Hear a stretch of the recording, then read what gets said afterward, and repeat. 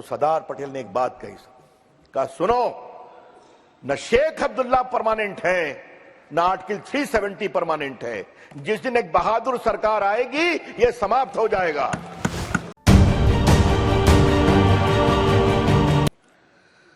Bill की पृष्ठभूमि क्या है बता दी गई है कि जिन्हें 70 साल में जिनकी आवाज नहीं सुनी गई, आज इस बिल से उनको आवाज दी जा रही है।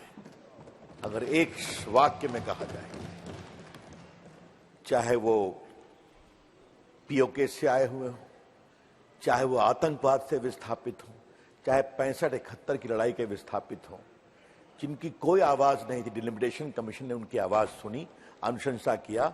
और मैं कृतज्ञ हूं माननीय गृह मंत्री और प्रधानमंत्री जी का कि उन्होंने कहा नई कार्रवाई करेंगे, उनको सम्मान देंगे जो आज तक नहीं दिया गया। माननीय अध्यक्ष जी, मैंने उधर के मित्रों से कमाल की बहस सुनी। थोड़ा संविधान कानून का छात्र मैं भी हूं। अब कहा गया ये बिल आप क्यों लेकर के आए हैं? मामला सुप्रीम कोर्ट में, कोई स्टे है क्या? आज इतना इलेक्शन हुआ लोकल बॉडी का, बीडीसी काउंसिल जीते गए, ग्राम पंचायत के सरपंच जीते गए, तो आपने कहा कि इसको रोक दीजिए।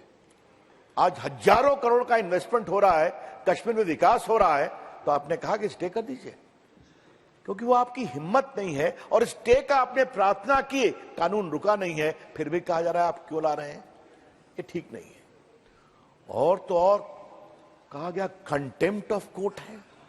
अभी तो कंटेम्प्ट ऑफ कोर्ट की नई परिभाषा है सर, मुझे देखना पड़ेगा कि ये महाज्ञान कहां से आया कि क्या ये सार्वभौमिक सॉवरेन संसद को कानून बनाने का अधिकार है या नहीं है, ये बड़ा सवाल है। और कंटेम्प्ट की बात कही जाती है, ये बहुत दुर्भाग्यपूर्ण है। और जो कानून को जानते हैं उनको कहना ये ठीक नहीं है। अब कहा गया कि आप कैसे कर रहे हैं, आर्टिकल 1 में यह प्रावधान है, और मैं अपने मित्रों को कहूंगा आर्टिकल 2 भी पढ़ लें कि संसद को अधिकार है कि नया प्रदेश जोड़ सकती है, प्रदेश को बांट सकती है। ये कोई पहली बार हुआ है क्या? उस पर भी सवाल किए जा रहे हैं। सर, एक बात का मुझे जरा इस सदन में स्पष्टीकरण देना बहुत जरूरी है सर। हमारे अंतरंग मित्र मनीष तिवारी सम्मानित सदस्य ने एक बात कही कि जो धारा कश्मीर में लड़ाई हुई थी सर, उसमें जो युद्ध विराम हुआ था वो नेहरू जी को सेना का एडवाइस था। और उन्हें एक बुकर साहब या बुशर जो भी हैं सर, वो उस समय सेना के जनरल थे, उनकी बात की, उनका पूरा कागज मैंने निकाला है सर, मैं समय नहीं लूंगा सर। उसी में लिखा हुआ है, और मैं कोट कर रहा हूं, I am authorised on behalf the government of India to negotiate for a ceasefire. किसको कह रहे हैं? पाकिस्तान के जनरल को। तो ये कैसे कहा गया कि उनके एडवाइस पर किया गया? और सर मेरे बात सर, भारत पाकिस्तान के पहले बाकी लड़ाइयों का मिलिट्री रिकॉर्ड का सब्सटेंस है सर, जिसे वॉरियर कॉलेज के professor, associate professor Rohit Singh ने लिखा है। उसमें साफ लिखा हुआ है कि सेना को मुजफ्फराबाद तरफ जाना था, लेकिन एकाएक पॉलिटिकल एडवाइस ऐसी आई कि इसको रोक दें। और सर, ये सदन में बड़े विनम्रता से कहना चाहूंगा कि 550 से अधिक रियासतों में एक को छोड़कर बाकी को माननीय सरदार पटेल ने हैंडल किया। वहां कोई समस्या नहीं है, वो भारत का अंग है। और एक नेहरू जी ने हैंडल किया, आज तक समस्या है। ये हम क्यों नहीं बोलेंगे सर? क्यों नहीं बोलना चाहिए? समस्या थी, सॉरी सर, समस्या थी जो 19 पे खत्म हो गई। शायद बहुत कृतज्ञ हूं, वो मेरे से भूल से निकल गया। तो अब सर, अब एक बात मैं और बताऊं, ये जानना बहुत जरूरी है। मेरे पास वी शंकर की पूरी सरदार पटेल के अनुभवों की किताब है सर, वो उनके सेक्रेटरी थे, आईसीएस थे सर। जब 370 का मामला हुआ तो सरदार पटेल लौट के घर आए, कैसा आपने क्या कर दिया? कांग्रेसी विरोध कर रहे थे।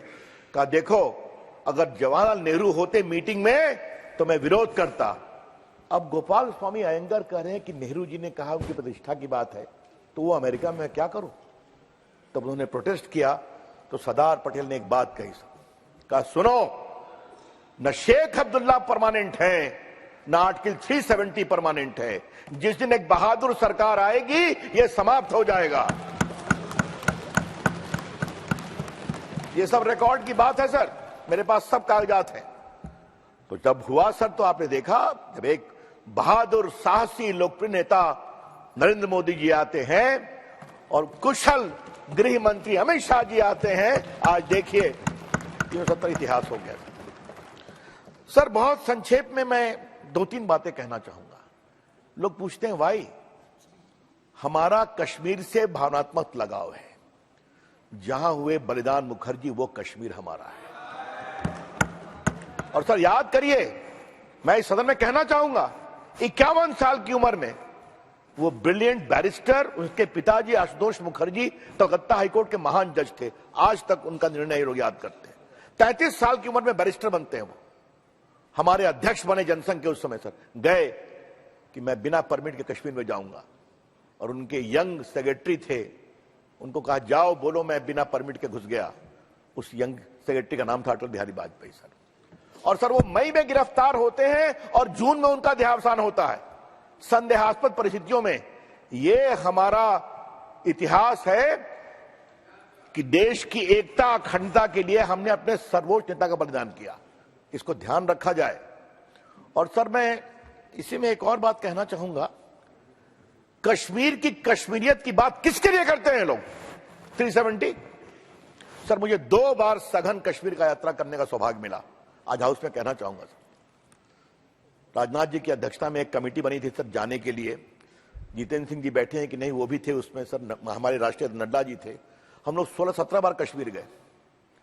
तो सर जो हमने देखा, कहा जनाब हम पहाड़ी मुसलमान हैं, हमें आप उनसे मत तुलना करिए।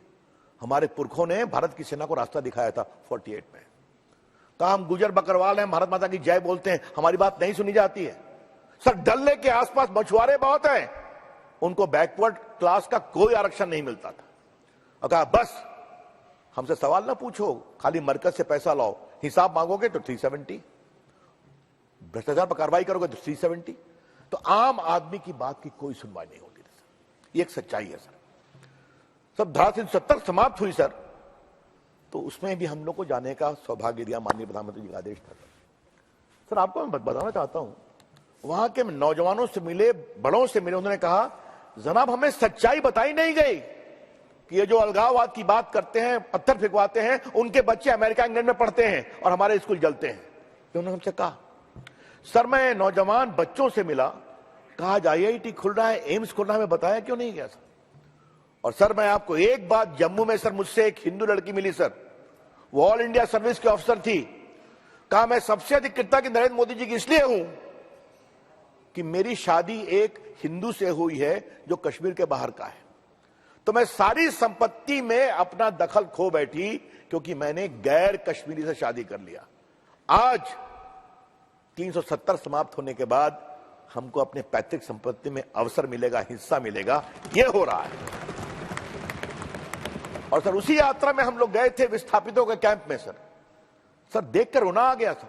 और आज उनकी पीड़ा चूंकि सुनी गई है, मैं बताना चाहता हूं सर कि वो टूटे फीटे टेंट, पानी लीक कर रहा है, कहे हम 47 से आए हैं डिस्प्लेस होकर के, एक ही ना हमारी पीड़ा है कि हम कश्मीर में रह गए सर।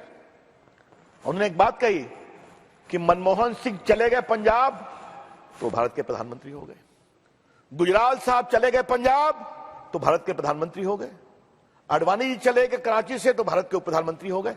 हमने नेहरू जी में विश्वास किया और कश्मीर में रह गए और हमें आज तक नागरिकता नहीं मिलती है। क्यों है सर? यह क्यों देश से छुपाया गया? यह कानून उसका जवाब देता है।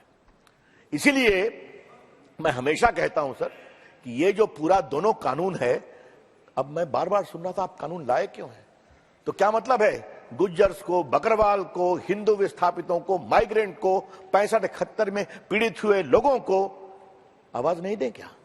तो फिर लोकतंत्र समावेशी कैसे होगा? तो जब हम कहते हैं सबका साथ सबका विकास, तो सबको अवसर भी मिलना चाहिए जमहूरियत में, ये हमारी सोच है। और सर अंतिम बात, जो दूसरा कानून है सर, बस उसको बस एक लाइन कहना जरूरी है, उसका विरोध क्यों कर रहे हैं भाई? पिछड़ों को अगर वक्त देना है तो देश में सोशली एंड इकोनॉमिकली बैकवर्ड की परिभाषा है ना, उसी को तो इसमें इंक्लूड किया है। तो सर मैं कहूंगा बहुत ही सराहनीय कानून है, इसका मैं पूरा समर्थन करता हूं।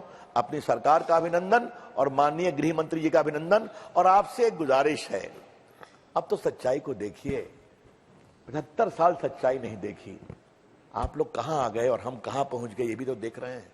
अभी परसों भी देखा है ना, 24 में भी देखिएगा। अभी भी समझेंगे, सोचेंगे तो भला होगा। धन्यवाद। अधीर रंजन चौधरी जी।